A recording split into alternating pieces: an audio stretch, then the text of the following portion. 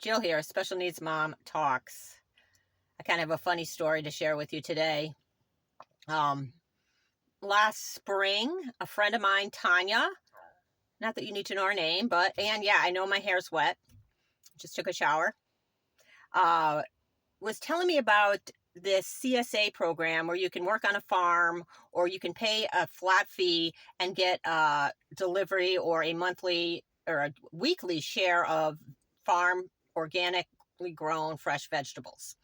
And I thought that sounded great. And I also found out that you can volunteer on these farms, like I said, and work and get the share for free.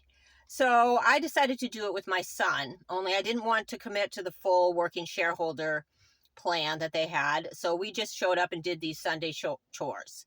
And it was a great opportunity for me to work with my son in kind of a high-paced or fast-paced job where you're, thinking on your feet a lot, moving these chickens coops and feeding the chickens. I mean, it's only for like an hour, and we get free eggs. We'd have breakfast and actually some other vegetables.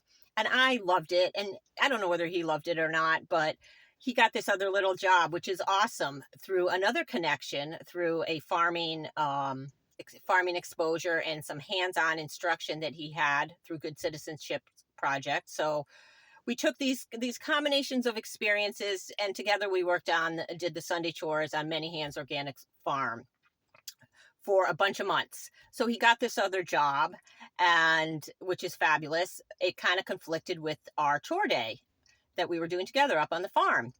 And so I really missed it. And I'm in kind of this transition personally where I'm ready to go, quote unquote, work outside the home or have some kind of shift in focus in my life, in my job type thing. And I know a lot of special needs parents out there, it's really hard to work outside the home.